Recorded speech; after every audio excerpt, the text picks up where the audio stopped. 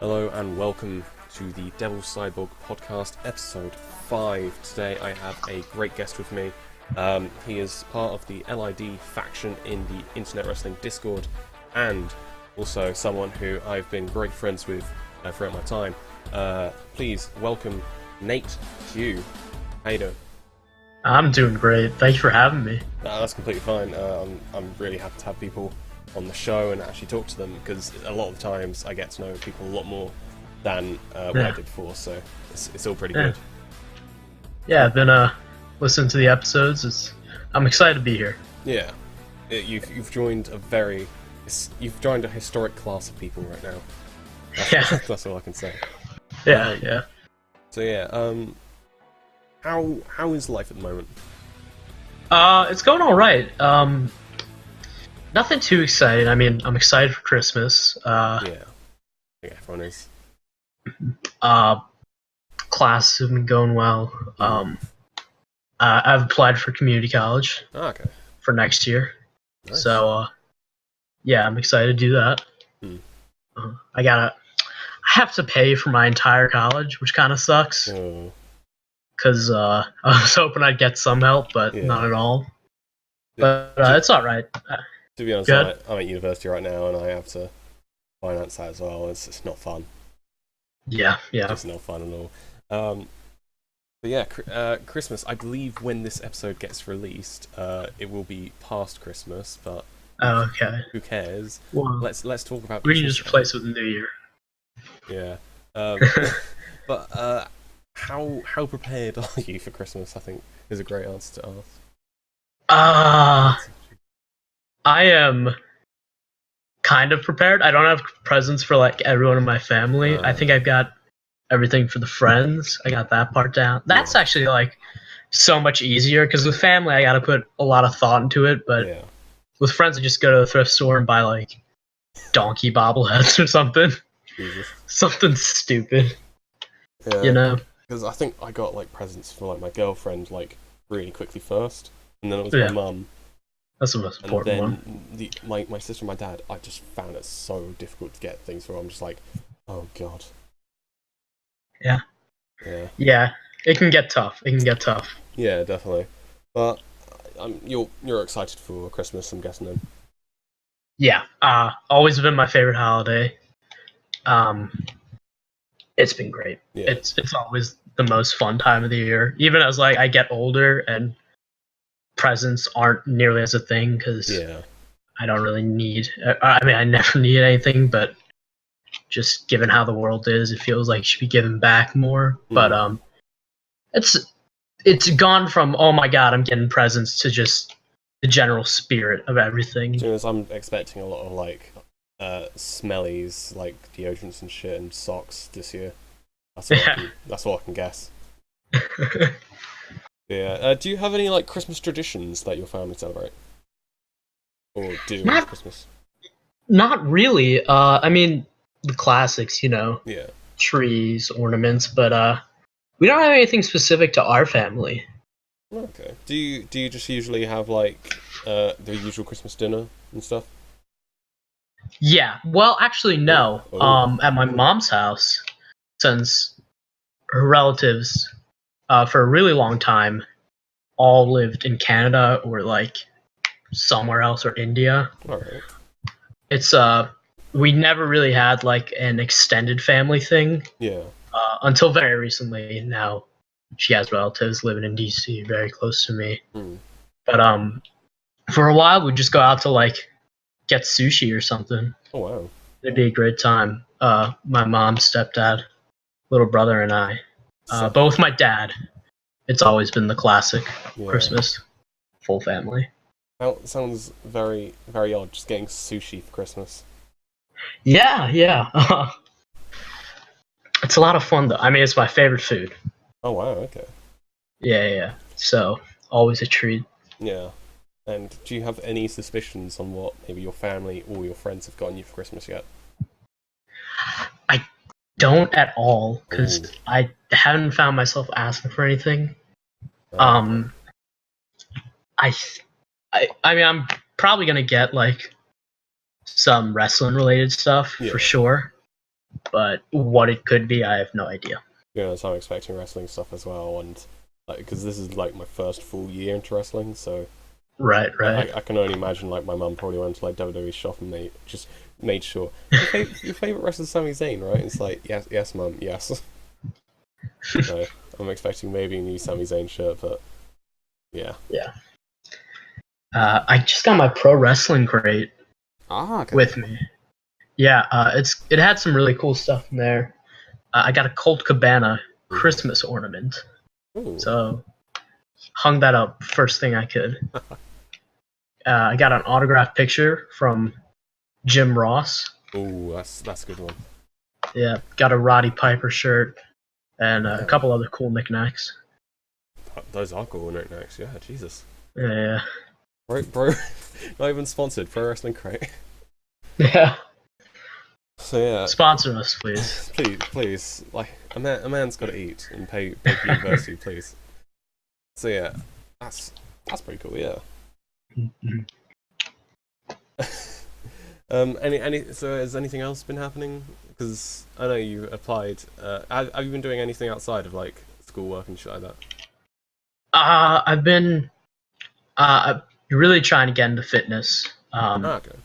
Past few days, I want to be a wrestler so badly when I'm older, and I think, of course, like what's gonna put me ahead of a lot of other trainees, hopefully, because I don't want to start in WWE. Yeah, I definitely. don't even know if I'll ever go there, but I think a lot of people who like train on the indies aren't often very, fit to begin with. Yeah. So I'm hoping that getting in like that peak physical condition will really put me over the edge. I mean, to be honest, like by the time you reach your peak, like WWE might not even be in the position it is right now. Yeah, that's true. It could be the fact that you go along maybe Ring of Honor and New Japan Pro Wrestling is like the top thing, so yeah, you don't really know. I doubt it, but who knows? It I definitely could be. well, but you never know. You can never tell. Yeah, just go with the flow. All you gotta do. But yeah, do you have like any idea on where you're gonna go once you start your pro wrestling training?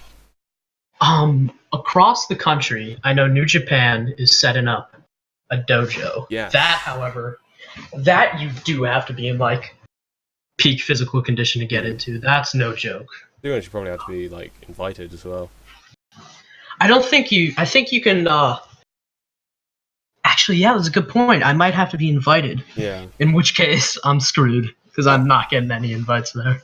Well, honestly, just start like Lindy's because I have a friend who has a friend who's currently Rev Pro British Cruiserweight Champion. So, and my friend isn't even into wrestling. So, Ring of Honor dojo is so close to me, like only 2.5 hours, and that might be something I have to go to. Let's be the next Flip Gordon.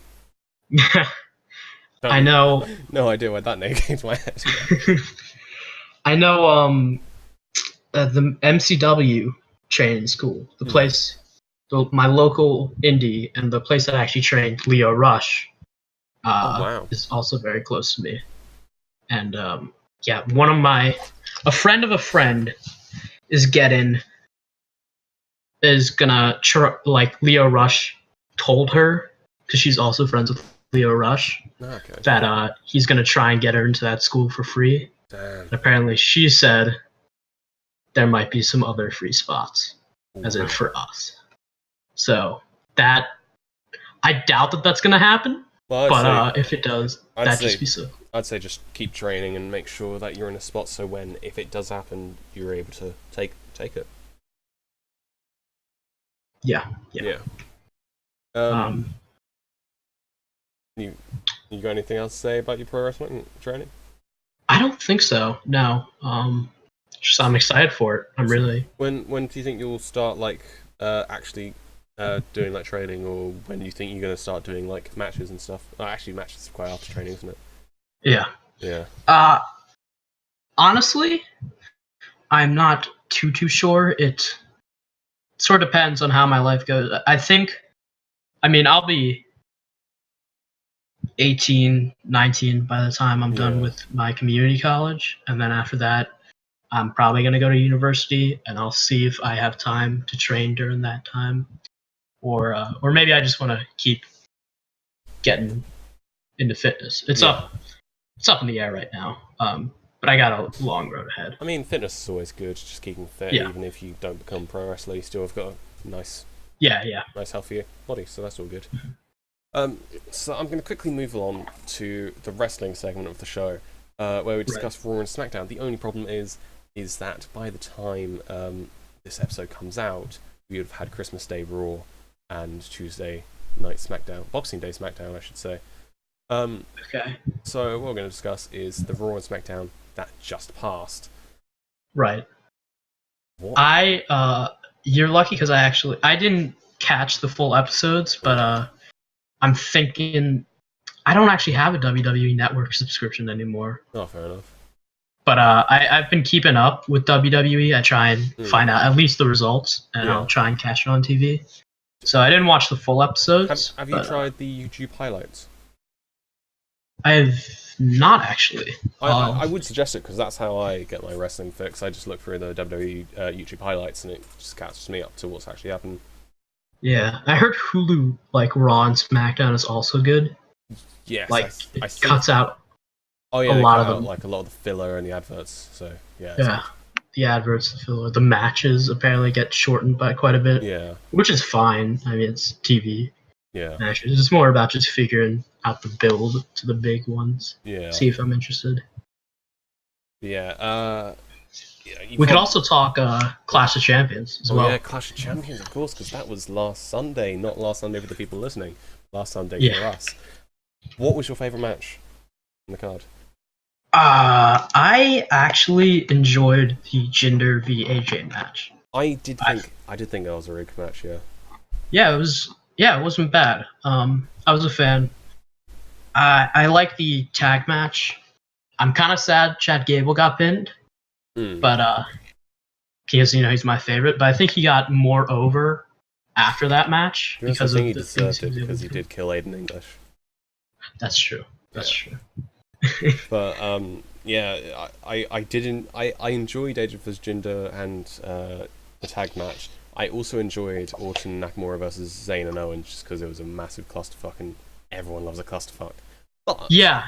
I wasn't too much of a fan of that as like a match, but it was kind of fun to watch it. I didn't like the whole atmosphere, like the crowd or anything during that match, but it wasn't bad. It wasn't bad at all. Yeah, but my favourite match of Clash of Champions was Bobby Roode versus Baron Corbin versus Dolph Ziggler. Yeah, I watched it. Because that part I wasn't watching live. Okay. I wasn't like streaming it. That part, because the pre-show match kind of got me pissed. So I was like, Ryder versus Frawley. Are you sad that they've changed Frawley's theme? No, I'm not sad about the Raleigh thing. I'm sad because Ryder lost. I'm always going to be sad. To be honest, Ryder had to lose so they could cement more. Yeah, I know why. I would be complaining much more if they had made him because of how Raleigh's being pushed, but it just makes me sad.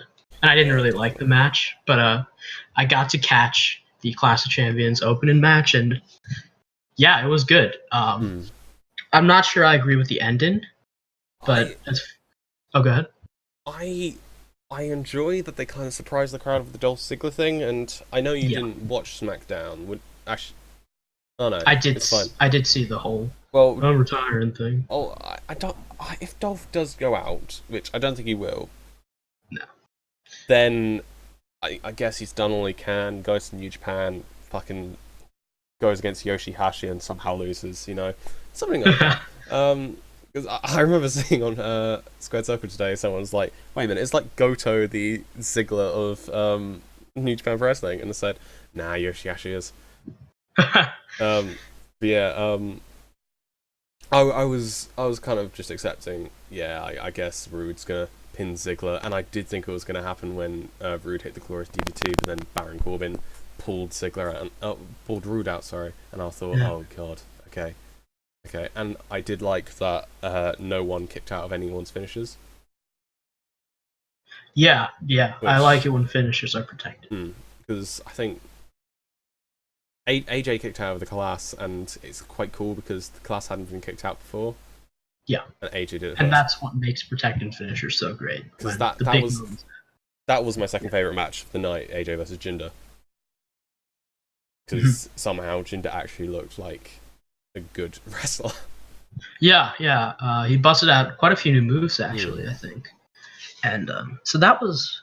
Yeah, I liked the show. Yeah, it was a good show. Exceeded my expectations Oh yeah, quite a bit. it was low expectations because It was incredibly low, yeah. I will say, the women's match was absolute garbage.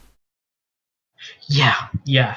We said earlier we like a good clusterfuck, but... Yeah, that was a bit too much. That was more fuck than cluster. So Yeah. yeah, and I'm also disappointed about Breezango and Bludgeon Brothers. Yeah. My good old Tyler Breeze. I understand why they like made it a squash, but would have been kind of nice if maybe they can have the match again and like build it up a bit more and have like some They're just fight in Breezango. They're hot-shotting Harper and Rowan to the titles though. That's the thing. I can't really see them. Didn't the Usos just lose to Gable and Benjamin on SmackDown?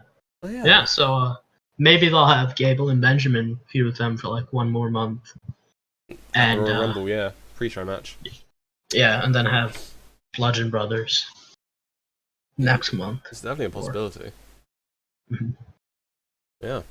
But yeah, let's just go through the headlines of what's happened on Raw and SmackDown, because on Raw, you probably have heard, they announced a Women's Royal Rumble match. Yeah, I'm excited for that. I saw a lot of people like online really complain about that. I've read through it. I didn't watch the segment. I was kind of irked when I saw a thumbnail. And a lot of people are annoyed because Stephanie McMahon comes out as a face saying, hey guys, we're having a Women's Royal Rumble and it's so revolutionary for women. And it's basically Steph trying to put herself over. And what they had was all the women on the Raw roster in the ring. And when they did like a yay, we're women, like that, they had Alicia Fox, who was beaten up by Absolution, hold Mandy Rose's hand and lift it up, kind of thing. And it's just like, you just all the parts of way this, to take a dump on kayfabe. Yeah, it's just like, sure, they're proud, but Absolution still hates everyone. Like, why would you do this? Alexa Bliss, like, it's just stupid. It is so goddamn stupid. I don't understand it. But like I'm glad that they're having a Royal Rumble match. Definitely. But something a lot of people said they would have last year. Yeah. It's just how they did it, because I don't want I want them to put over the women's division is kind of a mess. It's like everybody all at once. They're trying to get everybody in as like the same level, but I think they really should like establish like the key figures and the less important ones. I mean, like I'm not saying have you seen Dana Brooke? Yeah. I'm not saying they should have any like jobbers, but like jobbers in the sense like Oni Lorcan or Yoshihashi, people who are there to like put up a good fight and give good matches, but it's like aren't you've got there. Dana Brooke who can't really put on a good. Who has been booked to basically just been the person who's going to lose. Yeah. If you train her well and have her like take some losses and get over as a result, not of winning, but of her performance in a loss. She's kind of got over just through her Titus Worldwide shtick right now. That's true, yeah. That's it. Because it's been funny, yeah. Yeah, I've always loved Titus Worldwide. Titus O'Neil in general. It's kind of annoying that they've kind of halted on it for a bit. They've kind of brought it back. Yeah. But there's no sign of like Akira Tozawa come out with Titus O'Neil recently? Like, I don't know. I don't know. Yeah, it's odd. I'm liking this idea of like the two factions on 205 Live as well. The Zone Train and what's the other faction? I guess it's not really a faction. I think they had a name. Yeah, the good guys. But I like I hope they establish like a top face, because Enzo's I think is a great top heel Definitely. because he's so charismatic and so good at promos, and he's so against everything that 205 Live should stand for in ring wise. Well, the thing is, they've got Hideo Itami in, but I don't think he can be a top face just because his character is I will knock your head straight off. So I think that's more of a kind of. He could be thing. either. It could be either, yes, but I don't think a top. But I don't think I don't think he can connect with the crowd enough to be like. I think he can connect with the crowd enough to be a good champion, but I don't know if he's able to do it to the extent of where he can carry the entire division, because they need a top face and a top heel to really carry the division to new heights. Someone who can they can build a top match at WrestleMania or SummerSlam between those two. And I think Enzo, given enough time, could be that heel. And I think he already is. To be honest, I'm Neville not sure and Austin Aries were basically two of the shining stars of the Cruiserweight division. Like, Austin Aries, charismatic as all hell. Like, him versus Enzo would have been actually kind of marvellous. Yeah. And it's kind of annoying because, like, Kalisto could have been the top face, but he just doesn't really have the charisma. I don't think he's good enough. I think there's plenty of guys who could I mean, I respect him. Yeah. But I think he's not at the level that the ace should be of a division. He's sort of a B+ player. Yeah. In the famous words of Hunter Hearst Papa H. Papa Yep. H. Oh, good old Papa H. And yes. I think if they maybe Pete Dunne could also be that top heel. Ooh, I think that's a good idea. Because a lot of people say oh, I don't want yada yada going to 205 Live, but if you have the really good ones going to 205 Live and don't make them stay there for their entire career. Nate, you have just enlightened me. So, really? Get Pete Dunne. Uh-huh. Get him. Right. Just as Hideo Itami beats Enzo Amore for the Cruiserweight Championship, Pete Dunne versus Hideo Itami. Japanese Strong Style versus British Strong Style. Oh, Boom, my God. Moneymaker. That sounds like an indie darling match. Jesus. And it really could. I think Dunne is a strong enough heel to carry Hideo into. Definitely. Because I'm not sure the main roster will be able to book Hideo into becoming a really beloved face. Yeah. But I think it could actually really parallel Takahashi versus Kushida over in New Japan, because Kushida, I think he's great in the ring, but character-wise, he leaves some to be desired. He's basically just Marty McFly.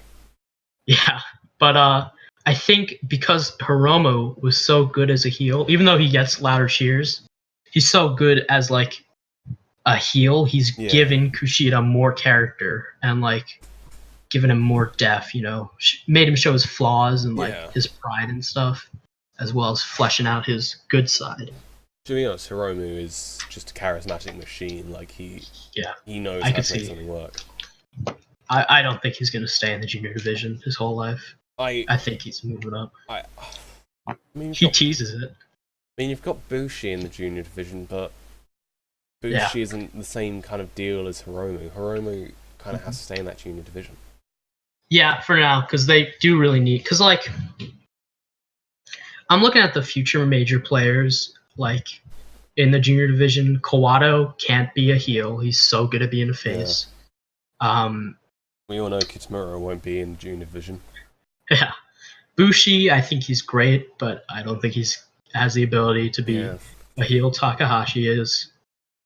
I think Desperado could fill the Hiromu-shaped heart. Perhaps. Or hole in our heart. I mean, they could just sign someone new for the junior division, really. I mean, there's still Neville.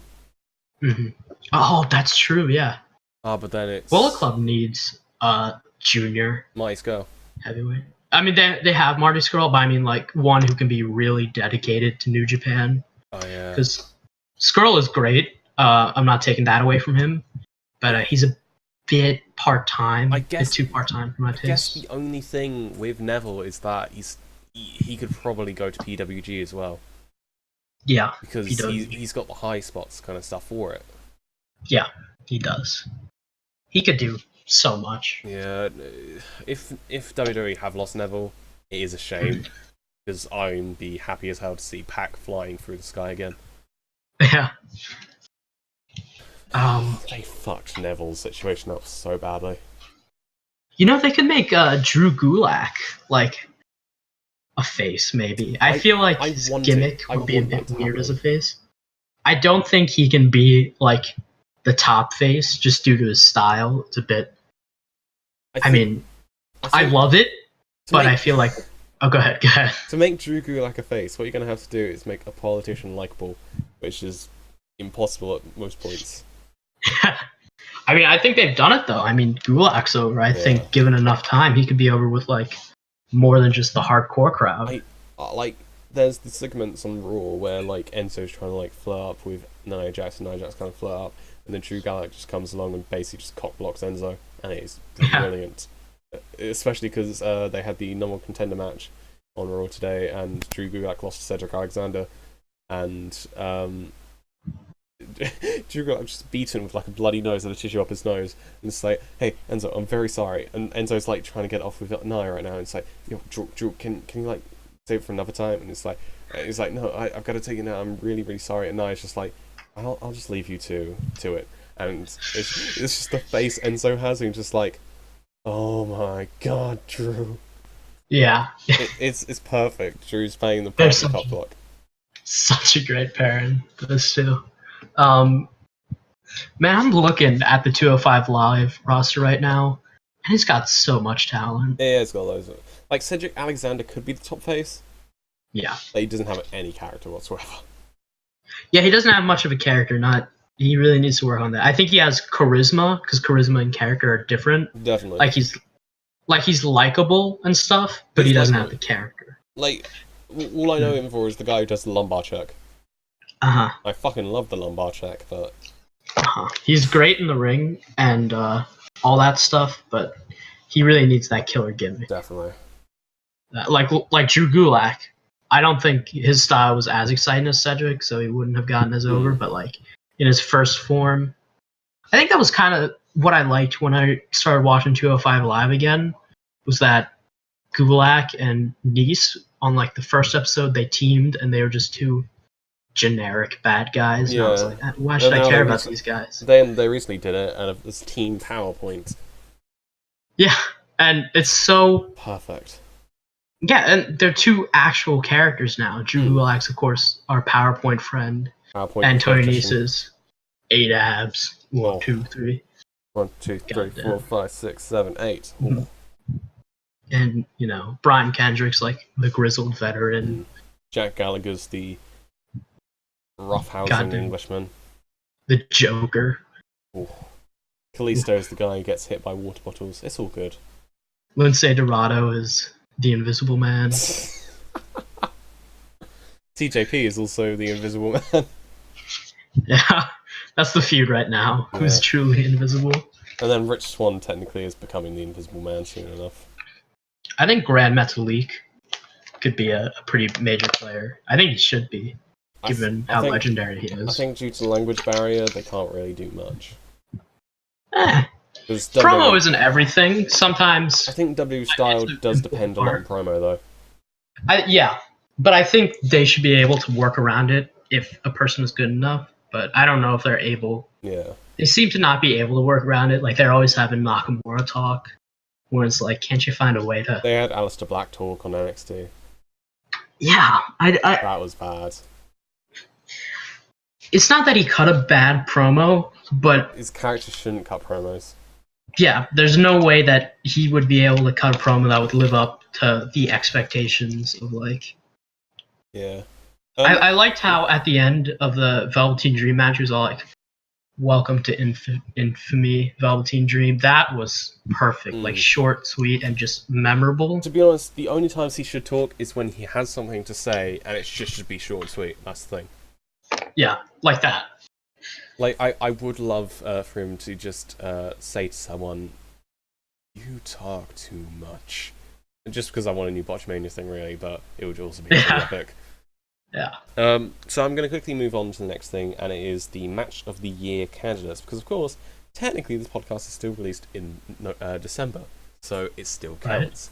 Right. I've been asking this to a lot of my guests, and the main question is, what is your WWE Match of the Year, what is your NXT Match of the Year, and what is your outside of WWE Match of the Year? Ooh. So, first off, WWE. That's a tough one. Goldberg v. Brock at WrestleMania. I just love that. That's a first time pick, Jesus. Yeah, that one, and Brock v. Samoa Joe at Great Balls of Fire. Damn. Both of those, they just got my heart pumping. I think actually Goldberg v. Brock was awesome and like perfect WrestleMania match, but I feel like Samoa Joe, I really had the connection with him, and I was like, I want him to win so much. And they told a complete story and like so much tension in just that one match. Joe was a great character during that. I love Brock, as I'm sure you know. Yeah. He's one of my favorites on the WWE roster right now. Go ahead. I'm quite surprised because I've had two picks normally from guests. The first one is AJ Styles versus John Cena in the Royal Rumble.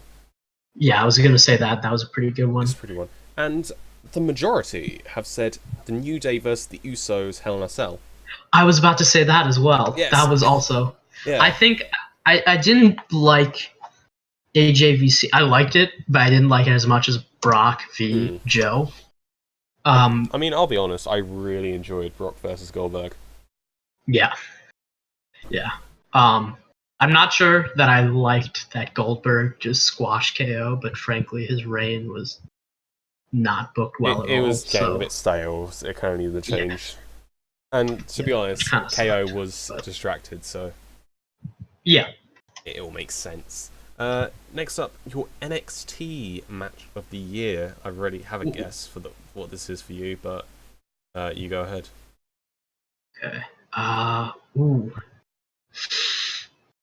Before I actually do say that, I do want to say real quick, I think I'm going to choose my Match of the Year, just because it's different than the Usos. It'd either be Usos v New Day or Brock v Joe. Yeah. That's my definitive pick. Definitely. NXT, though, I mean, of course you got to talk Dunn v Bate. Oh. That was great. It was a good match, yeah. Mm-hmm. I really did like that. I don't know if any of them can really beat it, because the War Games was great, but I don't think it was as... So you're going Bate versus Dunn for your NXT Match of the Year? I think I have to, yeah. Fair enough. Yeah, I think we'd go with that. And finally, the one where the answer is probably Okada versus Omega 1, 2, or 3. Your outside of WWE Match of the Year. I'm actually not going to go with Omega versus Okada. I think... Now, don't get me wrong. I was a huge fan of those matches. Oh, everyone was. But I think that the thing that really set the highest standard... I don't really know how I'm phrasing this, but I think my favorite was Shibata Okada. Oh, Secure Genesis, yes. Yeah, because I mean, I'm a huge Shibata fan, and Okada, of course. But Shibata, he's had such an interesting career, because for a guy with just basic black trunks, whose main selling point is his toughness and in-ring ability, he's such a fascinating character. Yeah. And his whole career has been leading up to this match, it feels like. Oh, definitely. His entire character arc. It's sad. All his little intricacies and stuff. Yeah. It's sad how it ended with him, of course, having the fatal headbutt that maybe has ended his career. God knows. I think some people are saying, don't get back in the ring, Shibata. Yeah, I think it is. But yeah, it's a sad way, but I guess it's a good way character-wise. Somehow, poetically, him nearly killing himself was the poetic character justice. Yeah. I think... Yeah, I guess so, in a way. Yeah. But I think it really emphasizes just so many great things about the character. I mean, story and character have always been my favorite part about wrestling. It's why I'm so into Definitely. NJPW, because of just the amazing stories that they tell. I think that, and it was, as far as in ring, just moves and psychology and stuff, it was amazing as well. It didn't have to be flashy. Yeah. It achieved something so great without having to do any like flips or anything, which was cool. It's nice to see that. Even if I do like the flashy stuff, it's nice to sometimes see stuff like that. To be honest, I liked Shibata vs. Ogata because it gave us the whole music remixes of Shibata slaps. So that was great. Of course, it's always good. Bit of Shibata the musician. But last thing to say is just it's cool how if a lot of New Japan guys will leave, putting over younger talent like former legends, Nakanishi, Nagata. Tenzan, Liger, Nagata, Kojima. They're all tire mask. They're all in the opening matches, putting over they're winning, but they're just there to get. They're putting over young lions by helping them. They're always winning the matches, but it's like they're just there to get the crowd hyped up. Yeah, and they put so it's kind of cool to see. Yeah, it's kind of cool to see Shibata go out, not although it's nice to be putting over younger talent and getting a crowd hyped. It's kind of cool to see someone who's ended on the biggest match of their career. Definitely. But finally for the podcast, I'm going to end with the IWD awards as usual. There's 4 categories for this. Just need to quickly set up your little area. Okay. So first, I'm going to be working back to front on my thing because I normally do so. First up, who in the IWD, and I will say you can vote for yourself because why the fuck not? Why not? Who do you think is most likely to win a wrestling match? Ooh. I guess maybe if you had like an IWD Rumble, who would be? We had an IWD Rumble. Who would come out on top? I know. I think Beef has got the tenacity. Oh. I think he can really do it. I think Beef can be the lasting man. He could be it. I think Jake could pull out some crafty tactics to win it. I think he could definitely have a good shot. Who's your final pick, though? I don't know. I guess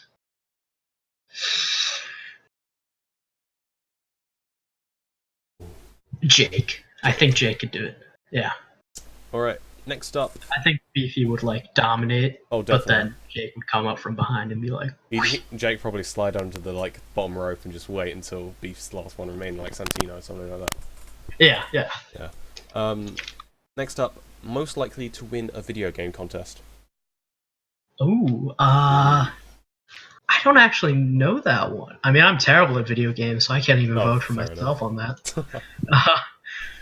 I don't know who's really good at video games in the IWD. I mean, you just look at #games. That's true. Unless they still don't have that channel anymore, then they do. Oh, they do. Fair enough. I know. Supplewitch is always posting TEW stuff in there. You want to go for Supplewitch? Yeah, I'm gonna go for Supplewitch. Yeah. He does a lot of stuff. Yeah, I think he can do it. I've heard of his. I found him on Reddit today. In fact, that was funny. I see him all the time on Reddit. Yeah, he's a prolific Redditor. Next up, your best friend in the Internet Wrestling Discord. Ooh. I don't know. I got a couple of good friends. But if you have to be favoritist right now and isolate a single one right now. Yeah. Be honorable mentions. To this. Yeah, honorable mentions to guys like New Shade and Strongest and Avian and Shin and Kondo and stuff, and others that I just haven't mentioned yet. I think the dude has to go. The dude. Be mine. Damn. Yeah. He's my NJPW, bro. Yeah, NJPW. And finally, who do you believe is the best member of the IWD? So not just best friend, the person who exemplifies just being the best. or by behaviour or like actual winning champion. I mean, if it's a winning champion, it's just going to be beef, isn't it? No, actually, I think I'm gonna go with Big Hog. I mean, he's heavyweight Ooh. champion, tag team champion. Yeah. He's a referee now. He's, you know, Yeah, Big Hog. he's number one. I think I'd have to go with him. Big Hog gonna hunt. Uh-huh. All right. And that's Alright. the IWD awards done. Damn. You've given me 4 people. Actually, no, the wrestling match one with Jake. I think Nemo said Jake as well. So that's the only one where it's been similar ones. So you've given very original answers today, especially with your match of the years as well. Awesome. All right. Well, thank you so much for actually being on the podcast. It was great to talk to you. Great to talk to you too. Yeah, and thank you to all listening to the podcast, clocking in at 40 minutes, 41 minutes really. Thank you all for watching, and I will speak to you next Thursday. Nate, would you like to say goodbye? No. No, fair enough. Alright, goodbye.